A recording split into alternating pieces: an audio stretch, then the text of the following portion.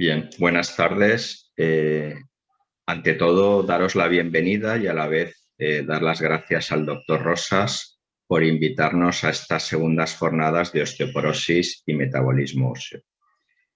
Nuestro grupo lo hemos llamado Grupo Salero y está compuesto por Mari Carmen López González, residente de cuarto año de reumatología del Hospital General de Alicante, Dr. Balmis, y yo, que soy Mauricio Mínguez Vega, reumatólogo adjunto del Hospital San Juan de Alicante.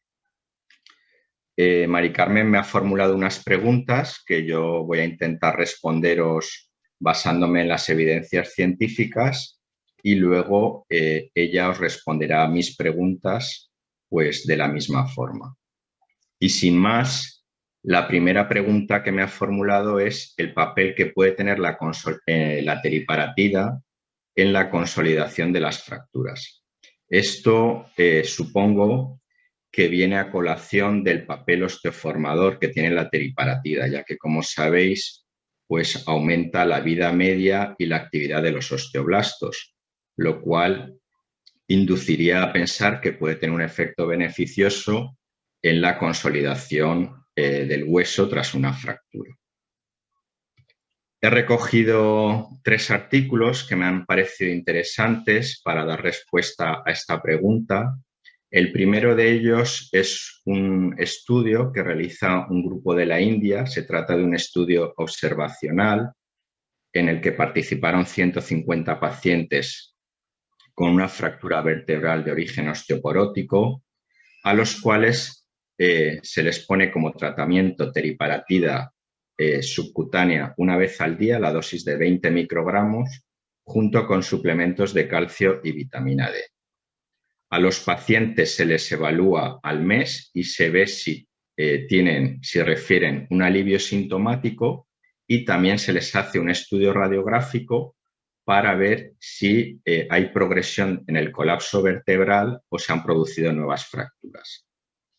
En el caso de los pacientes que refieren alivio sintomático y la evaluación radiológica no ha progresado, siguen el tratamiento con teriparatida al menos durante 12 meses y se les evalúa al mes, 3 meses y 12 meses con una escala del dolor y un índice de discapacidad.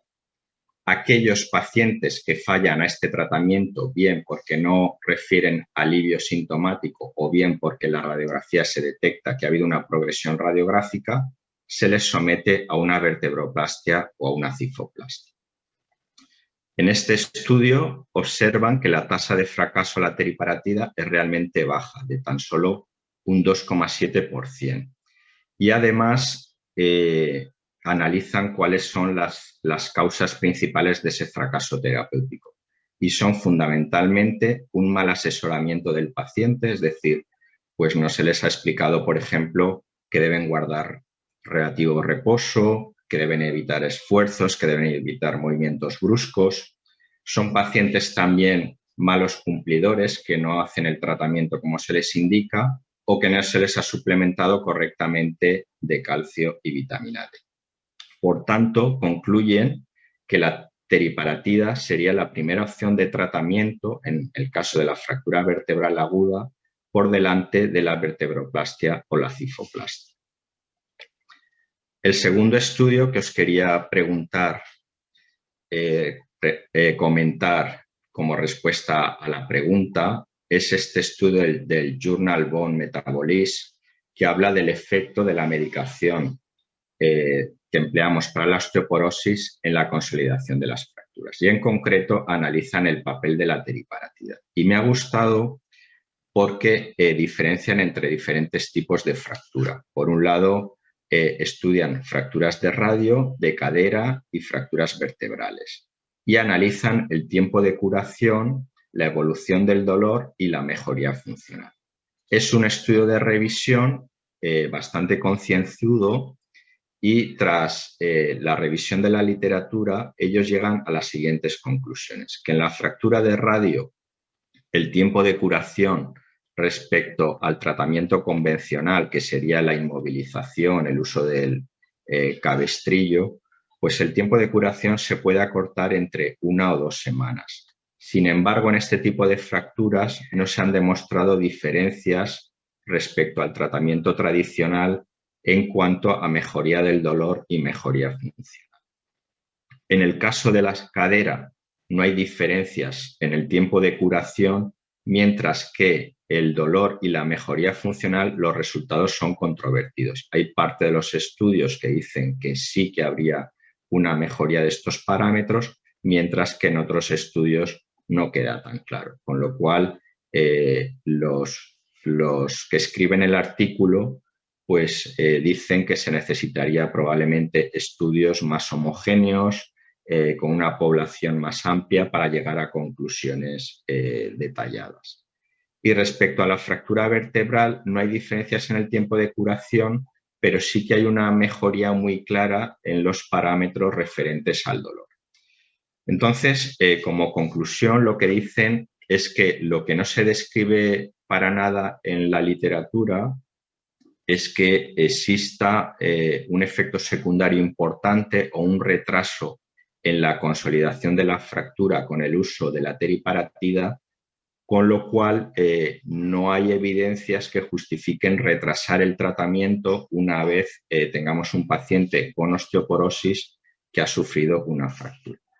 Y un poco en esa línea, a ese mismo tipo de conclusiones, llegan otros estudios, también artículos de revisión, como estos que veis aquí. En general, la hormona paratiroidea se puede usar durante la curación de la fractura, ya que no se ha demostrado que tenga un efecto negativo.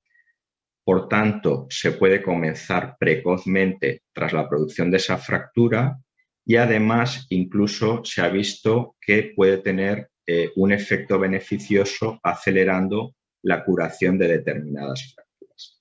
Entonces, como resumen a la pregunta que me ha hecho Mari Carmen, pues deciros que la teriparatida tiene un efecto beneficioso en determinadas fracturas según los parámetros que midamos. Por ejemplo, está demostrado que reduce el dolor en las fracturas vertebrales, puede acortar el tiempo de curación de algunas fracturas, fundamentalmente la fractura del radio, y lo que está claro es que no tiene un efecto negativo en la curación de estas fracturas y, por tanto, no tenemos evidencias que haya que retrasar el inicio del tratamiento a la curación de la fractura.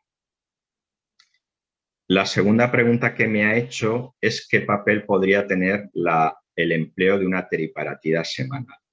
Bien, en ese sentido, la mayoría de estudios son estudios japoneses. ¿Por qué? Porque en Japón se comercializó ya hace algunos años una dosis de teriparatida semanal. Por eso veréis que la mayoría de estudios están hechos con teriparatida semanal, dosis de 56,5 microgramos a la semana.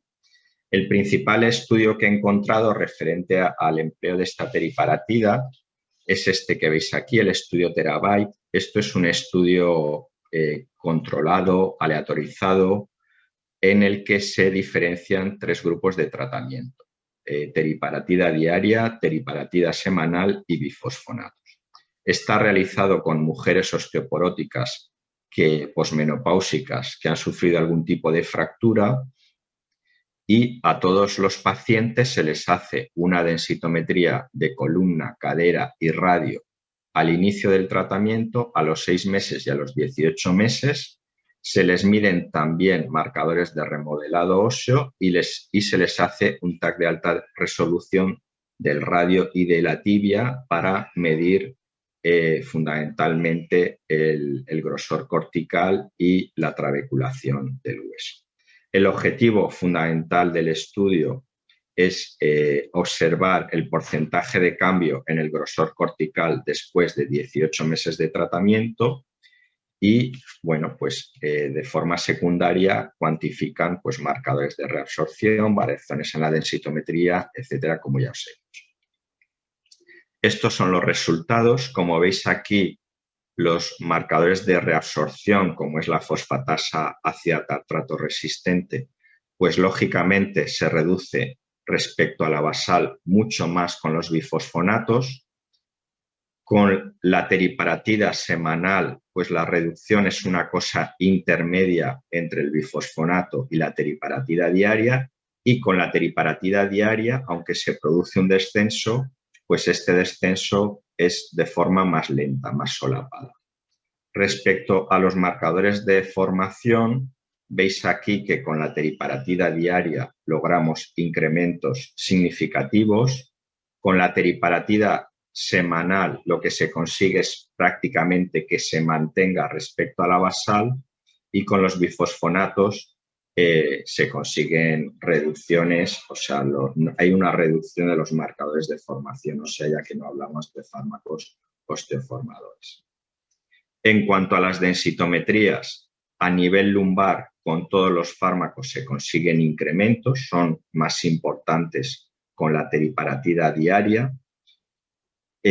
A nivel de cadera, también logramos incrementos con todos los fármacos, siendo más importantes con la teriparatida diaria y con el bifosfonato que con la semanal. Y respecto a la densitometría de radio, con todos los fármacos, lo que se observa es una reducción de la densitometría, siendo algo menor con los bifosfonatos. ¿Y qué ocurre con el grosor cortical, que era la variable principal que querían determinar los autores?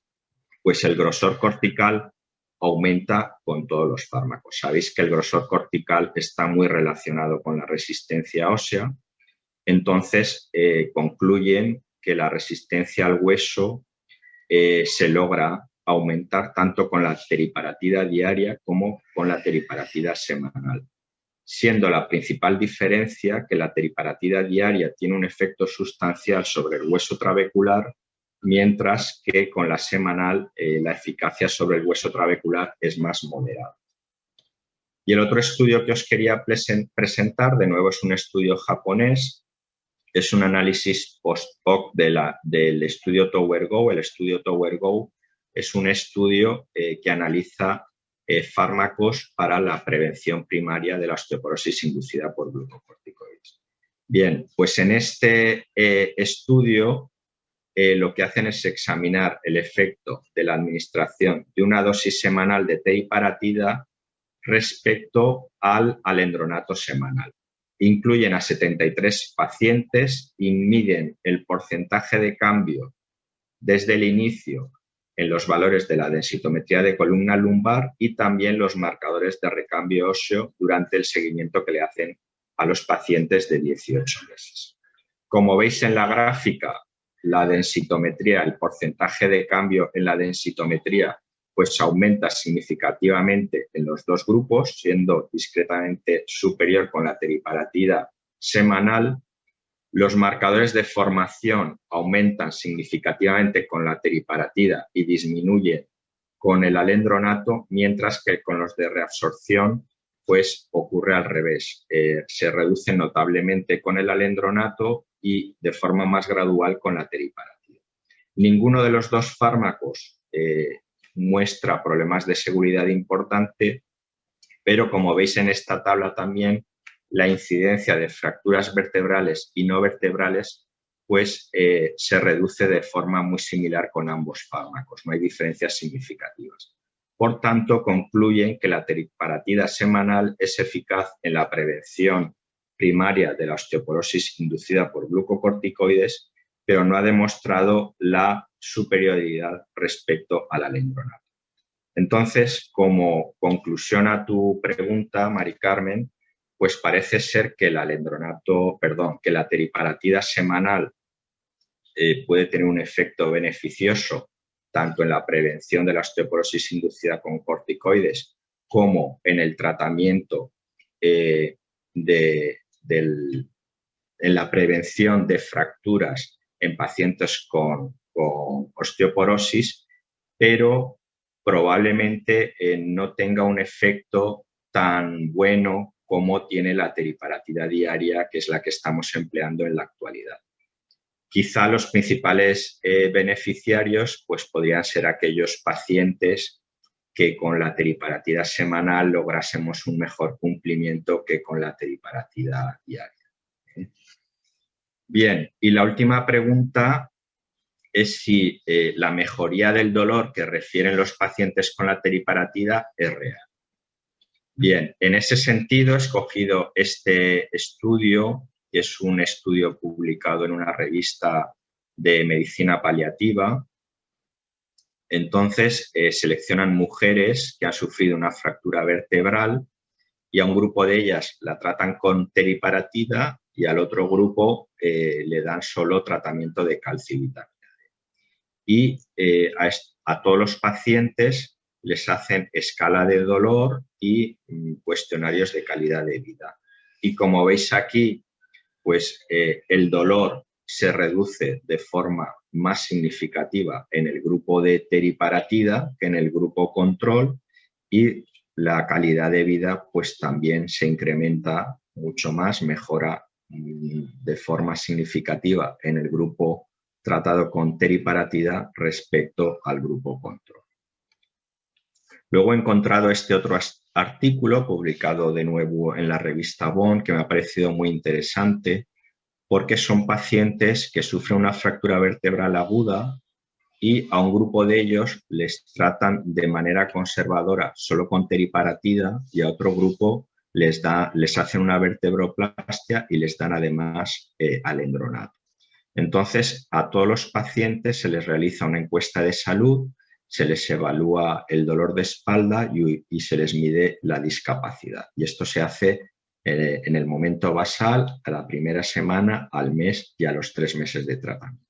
Y finalmente calculan el coste médico directo de uno y otro tratamiento. Entonces, como veis aquí, en las encuestas de salud, la evolución es muy similar en el grupo tratado con teriparatida y en el grupo de vertebroplastia más alendronato. En el caso del dolor, sí que hay una pequeña diferencia en la primera semana, siendo los pacientes con vertebroplastia los que refieren una mejoría del dolor más rápido. Sin embargo, a partir del mes, la evolución es la misma.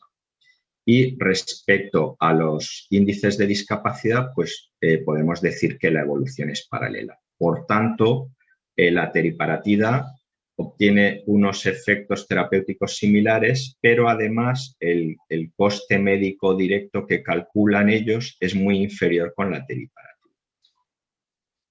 Y por último, este es otro estudio que también son pacientes que han sufrido una fractura vertebral y analizan de forma retrospectiva 2 grupos de pacientes. Unos a los que se les hace vertebroplastia, pero además se les pone teriparatida, y otros a los que se les hace vertebroplastia, pero se les da un tratamiento básico solo de suplementos de calcio y vitamina D. Entonces, evalúan el riesgo de nuevas fracturas vertebrales, evalúan cuestionarios de calidad de vida, de dolor de espalda y la densidad mineral ósea. Como era de esperar, la densidad, el porcentaje de cambio en la densidad mineral ósea es muy superior en el grupo de pacientes que además de la vertebroplastia son tratados con teriparatida, pero vemos que también los cuestionarios de dolor y de calidad de vida mejoran mucho más en el grupo de teriparatida. Además, la tasa de refracturas es menor en los pacientes que además de la vertebroplastia se someten a tratamiento con teriparatida.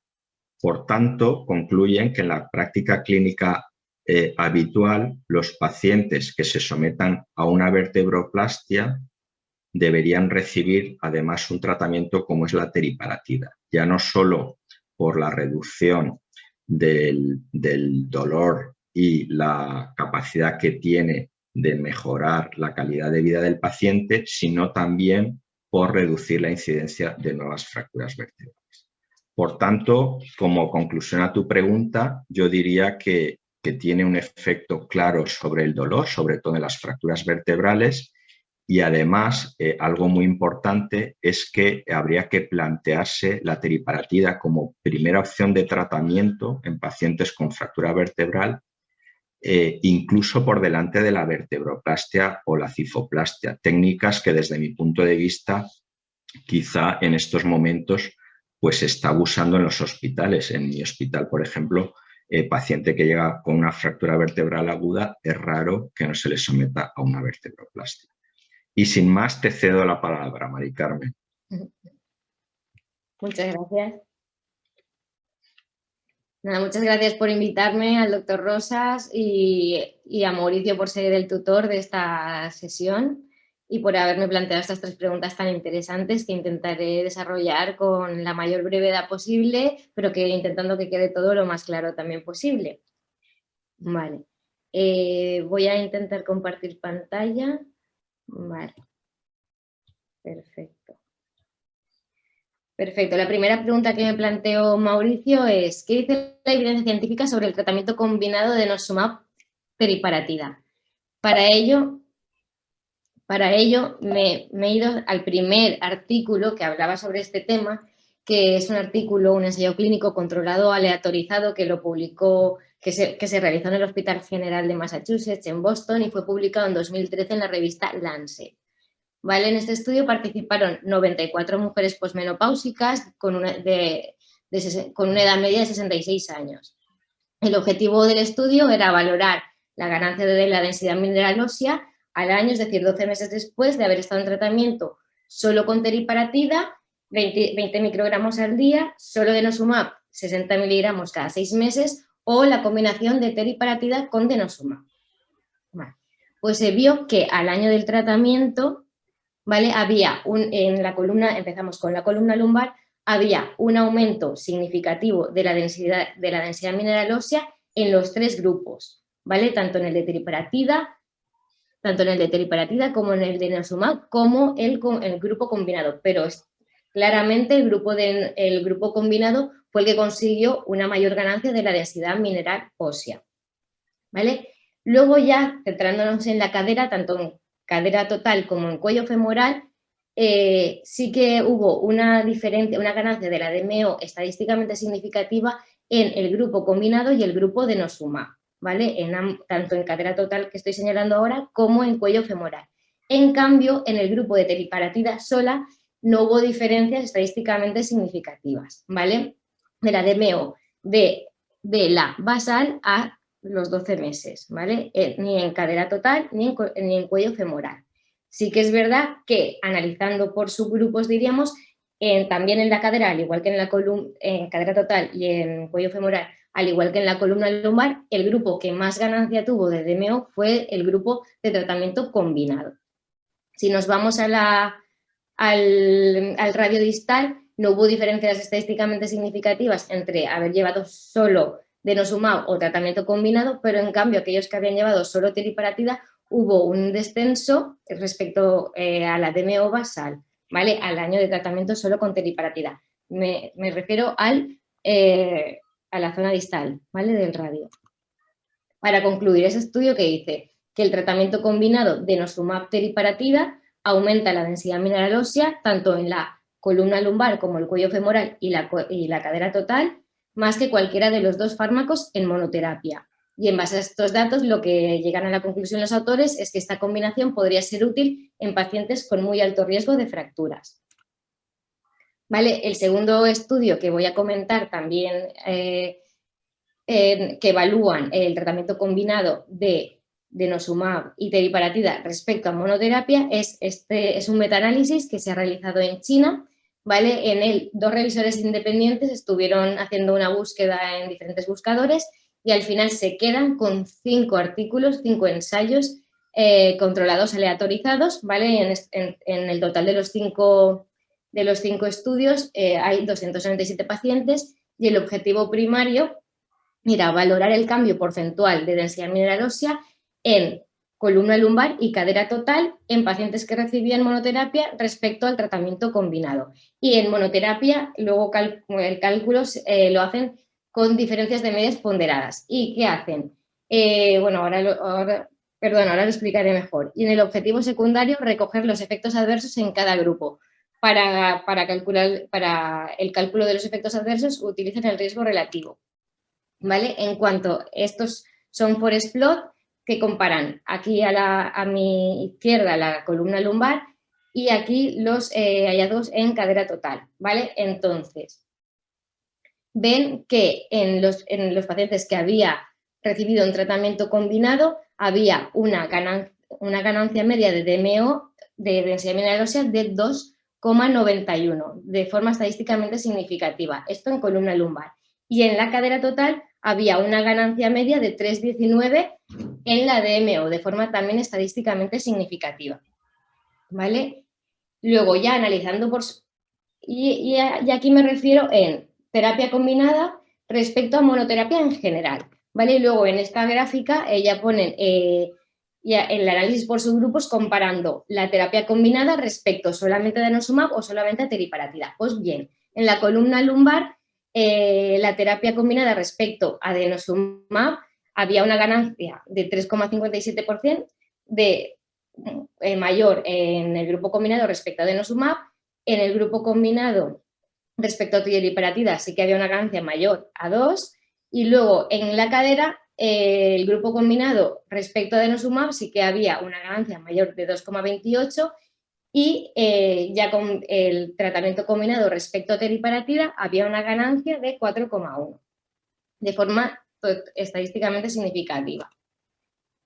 En este forest plot, en el que se observan los efectos adversos, el riesgo relativo de efectos adversos en grupo combinado respecto a monoterapia era de 0,81, pero los resultados no fueron estadísticamente significativos. ¿Y qué concluyen estos autores? Pues que la combinación de denosumab y teriparatida incrementa más la densidad mineral ósea en columna lumbar y cadera total en comparación con la monoterapia, pero que no hay un aumento en la incidencia de efectos adversos. La segunda pregunta que me plantea Mauricio es ¿qué tal una vez cambiamos después de teriparatida, qué hacemos? ¿Cambio a denosumab o bifosfonato? Vale. El primer estudio que quiero comentar, que es una extensión del primer estudio que he comentado, el estudio DATA, este se llama Data Switch, ¿vale? En este estudio lo que hacen es, después de haber estado llevando las pacientes 2 años de teriparatida o 2 años de denosumab o 2 años de tratamiento combinado, luego cambian y luego los que llevaban teriparatida luego pasan a denosumab durante 2 años más, luego las que llevaban denosumab pasan a teriparatida 2 años más y las que llevaban el tratamiento combinado pasan a denosumab 2 años más. ¿Vale? Dentro de, ya he comentado que en el grupo DATA inicial participaron 94 pacientes, luego de las que completaron el tratamiento 2 años fueron 83 y al final las que acaban analizando del todo en este estudio son 77, que son las que acaban el estudio a 48 meses, ¿no? Que es los 4 años. Pues bien, en este estudio lo que se ve es que en los 3 grupos, ¿vale? Tanto los que cambian a denosumab como teriparatida como combinado a denosumab, a los 48 meses hay una ganancia estadísticamente significativa de la densidad mineral ósea, ¿vale? Tanto en la columna lumbar como en cadera total, en cuello femoral y en cadera total.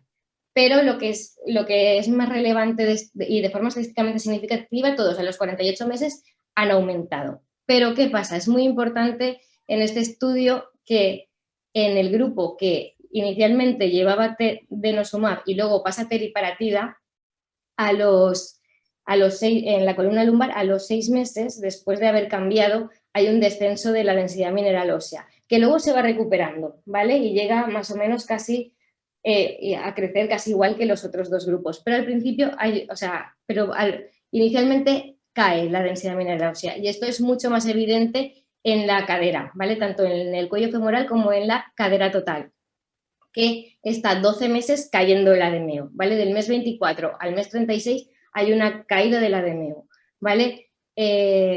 Y luego ya posteriormente va subiendo, ¿vale? Sí que y luego también analizan por otra parte que el grupo, que de los 24 meses a los 48 meses, el porcentaje de cambio que más, o sea, el fármaco que más porcentaje de cambio consigue es los que han cambiado teriparatida a denosumab, ¿vale? Y al final, en general, como ya he comentado anteriormente, siguen creciendo, ¿vale? Tanto el grupo que cambia luego del tratamiento combinado de denosumab y luego de teriparatida denosumab van creciendo, ¿vale? Y nada, y ya al final del estudio, repito, no hay diferencias estadísticamente significativas. Para concluir, en la osteoporosis posmenopáusica, el orden en el que se usa la teriparatida y el denosumab importa. La teriparatida, importante, no previene la pérdida de masa ósea al retirar el denosumab. Denosumab, después de teriparatida o del tratamiento combinado, estabiliza o incrementa la densidad mineral ósea, y el mayor incremento en la DMO se observó en las pacientes que llevaron tratamiento combinado durante 24 meses, seguido de denosumab 24 meses más.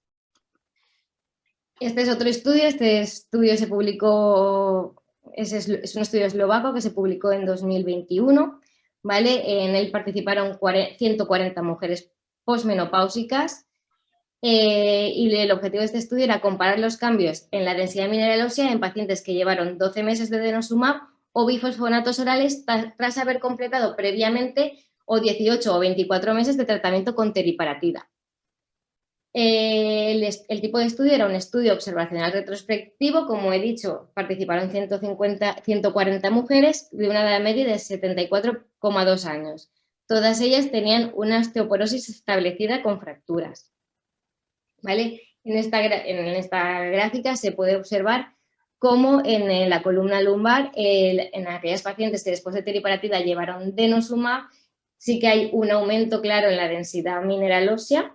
En cambio, en las que en la cadera o en el cuello, en la cadera total y cuello femoral, no había diferencias entre las que luego, después de teriparatida, llevaron denosumab a las que llevaron bifosfonato, ¿vale? No hubo diferencias.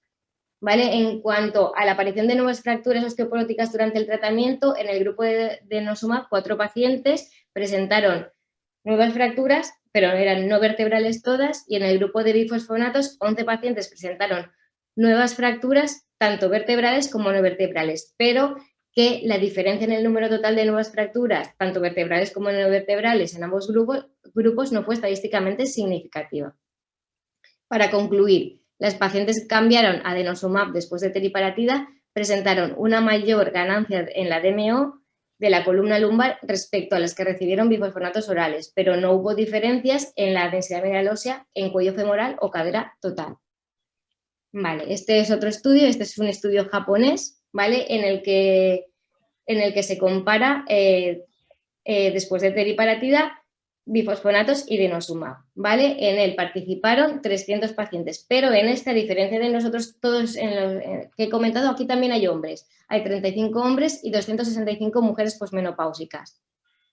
Todos los participantes, los 300, habían recibido 24 meses de teriparatida. Y el tipo de estudio que se hace es ensayo clínico prospectivo aleatorizado abierto, ¿vale? Y bueno, como igual que en el otro estudio, querían comparar la eficacia de bifosfonatos orales y denosumab tras completar los 24 meses con teriparatida. Entonces, después de estos 24 meses con teriparatida, durante 12 meses, 100 pacientes estuvieron llevando alendronato. Otros 100 pacientes minodoronato, que esto aquí en España no se usa, pero en Japón sí que tienen experiencia. Y 100 pacientes llevaron denosumab. Entonces, como podemos ver, el aumento en la columna lumbar fue bastante mayor en los pacientes que llevaron denosumab, 4.3, pero en la columna lumbar, pero luego en cuello femoral no hubo diferencias entre los bifosfonatos orales y el denosumab.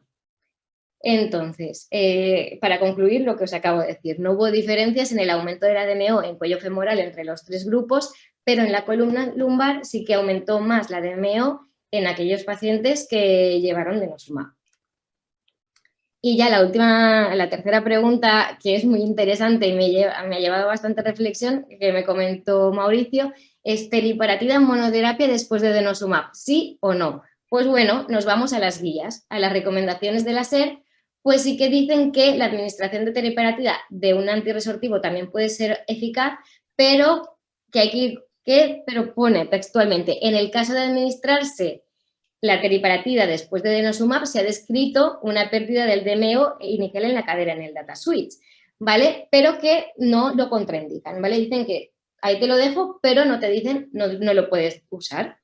Pero ahora nos vamos a las nuevas guías, a las nuevas guías de la SEIOM, publicadas ahora muy recientemente, que ellos sí que de forma tajante sí que dicen que se debe evitar el inicio de la teriparatida en los meses siguientes a la suspensión de denosumab por el riesgo de pérdida acelerada de masa ósea. ¿Y qué hacemos? ¿Vale?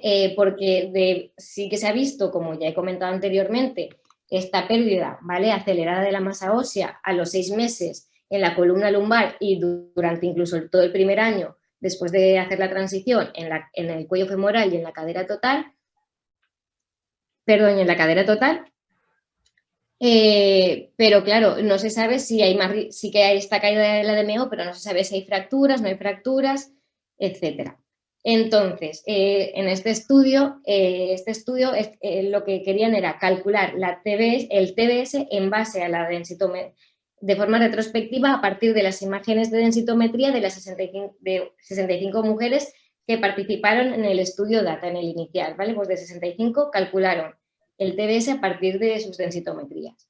Pues vieron que en el grupo que inicialmente llevaba denosumab y luego pasó a teriparatida, se observó también una reducción en el TBS a los 6 meses de menos 1,1.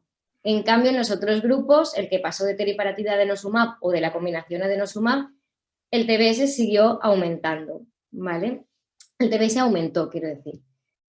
A los 36 y a los 48 meses, el TBS aumentó en los 3 grupos, pero el crecimiento fue mayor en el grupo combinación, ¿vale?, teriparatida denosumab, que luego pasó a denosumab, comparando con los otros 2 grupos, ¿vale? Es decir, para concluir, el TBS en la columna vertebral aumentó más en el grupo combo que en el de denosumab, que en el resto, ¿vale?, al igual que ya se había visto en la densidad mineral ósea. El tratamiento combinado teriparatida denosumab tiene mucho potencial en el tratamiento de la osteoporosis posmenopáusica y hay que ir con cuidado. ¿Por qué? Porque a los 6 meses de cambiar de denosumab a teriparatida se observó también, al igual que en la DMO, una disminución en el TBS que fue transitoria, ¿vale? Luego ya empezó a subir otra vez. Pero las consecuencias clínicas requieren más estudio. En el estudio DataSwitch se observa esto, pero no comentan nada sobre qué repercusión tuvo esta caída en la DMO en las pacientes, ¿vale? Y importante que en caso de usar teriparatida y denosumab de forma secuencial, el orden importa, ¿vale? Es preferible empezar con teriparatida. Así que muchas gracias por vuestra atención y si tenéis alguna pregunta,